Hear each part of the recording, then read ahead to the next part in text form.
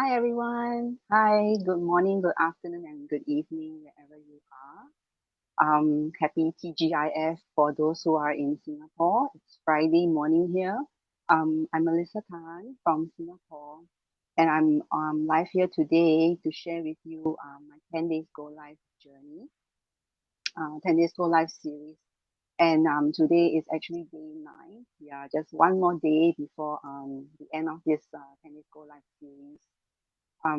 For those of you who have made it this far, like thank you so much for tuning in. Today, I would like to share with you my journey so far in this business and basically what I've learned till then, till now actually. So just to start off, so I really had an amazing like 8 days for this 10 days go live journey. It's really something that I've never done before, like go lives and conducting live interviews with other business partners. So that's the first. Being in this business, I had a lot of have done a lot of reflection and realization. Um, uh, Basically, with myself, I think I've mentioned before. Going into a business is actually a spiritual journey. You get to learn more about yourself. So what I've learned so far is it's very important to have a growth mindset, right?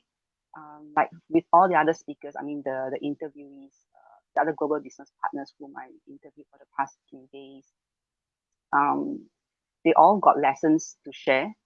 So it's important that we have people whom we can get support from to teach us along the way. So maybe I'll just share with you the takeaways that I've gotten from the last 3 interviews. So like for my first interview, I had the honor to interview Jackson and Emily from Canada.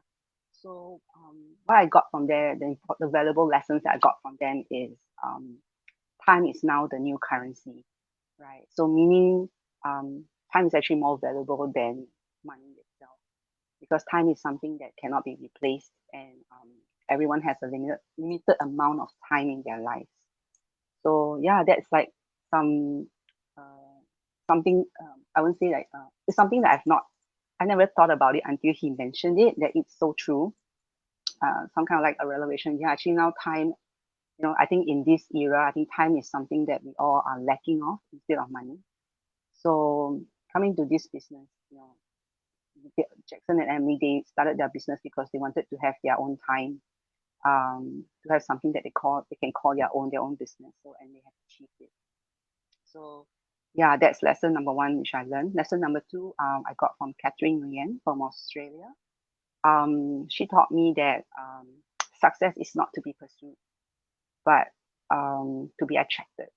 So that was a new revelation for me as well. But I think 'cause she's been reading this book from an author, uh, John Lee, I can't recall, but those words really hit me hard as well. Like I've never thought about it. Like all this while, we always were taught to chase success, go after success.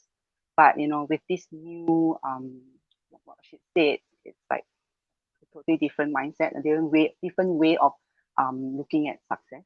So basically, what she's trying to say is we have to upskill and improve ourselves, right, to actually achieve success. It's not to just go and chase after success, but to make ourselves more attractive, in, in her own words, make ourselves, our business more attractive, upskill ourselves, be coachable, always be willing to learn so that we have something that we can give other people, we can either transfer knowledge or add value in our business. And basically, being attractive is the core fundamental of our online business here. We actually do a lot of attraction marketing. So that is something that is really relevant to us, basically. Right. And then from Sylvia's sharing yesterday, Sylvia from Singapore, she's one of my local business partners. She also shared that it's very important to have our plan Bs, right? We're always so caught up with our plan A and think that we will be working in our plan A until we retire. But I think in this day and time, this era, we cannot just survive on just a plan A. We need a plan B. And what's so fascinating about Caesar's story is she's an example of the fact that we can have it all, because she's also a working she's working full time, and she's still running the online business, and she has to juggle work, online business, and also family.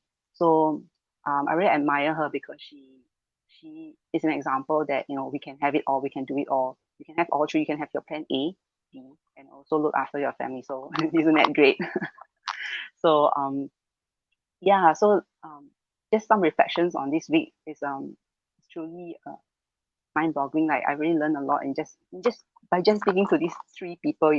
So can you imagine if, like, we have already like 90,000 people in our community, 90,000 our business partners, like how much learning can I get over time.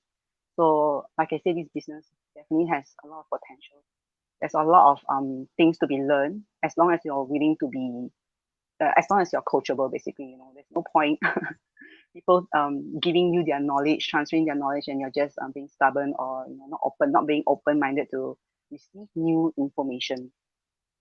Yeah. So being coachable is one thing that I also learn throughout this business. Like every day, I'm always learning something new. May it be like spiritually, technically, new online or apps, or how to learn to use new apps or functions and all that. There's always something new to learn. And what's amazing is that through this business, we have a platform, and also a training platform for us, where we can actually always tap in there when we need help, or yeah, to learn something new. Yeah, just some more reflection I gained so far is back then when I was just working full time. um I always complain about what I don't want. Like I don't like my job. I don't like this. I don't like that. But one thing I realized is I haven't really asked myself. Then what is it that you want? It's easy to say I don't want this. I don't want that. But then what is it that you want? So I think it's very important to know. Well, at least I know now that instead of just saying the ones you don't want, you need to know what you want in order to move on, to proceed right in life. So I would also definitely urge people to think about actually what you want in life, not just what you don't like or don't want. Um, Probably another sharing I can share with you is what this business has given me is with my younger son, my second son.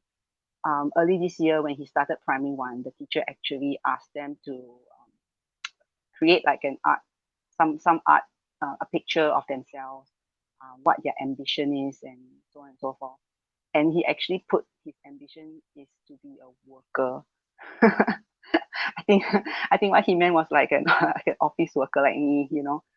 So it really caught me, like it struck me like, oh dear, like I don't think I really want my son to be another worker like me and go through the whole 9 to 6 grind, really rat race kind of thing. So I've been introducing him to the business, like showing him what I've been doing, um, the things that I do in this business. And I hope that one day he will change his mind about being a worker.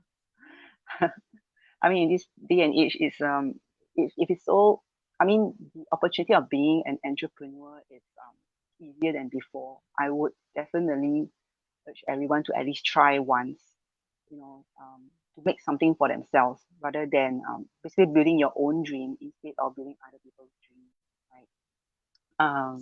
Yeah, so there are some of those learnings that I've gained so far.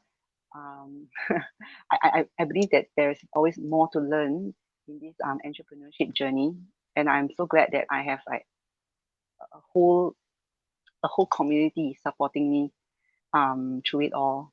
Yeah, and yeah, I think that's all I have for today. Just some reflection over the past 2 weeks actually.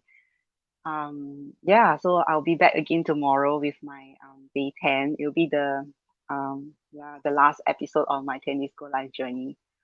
Uh yeah, so once again, happy Friday to those who are already on Friday. To those who are watching this, take care. Um I'll see you guys tomorrow. Have a good day. Bye.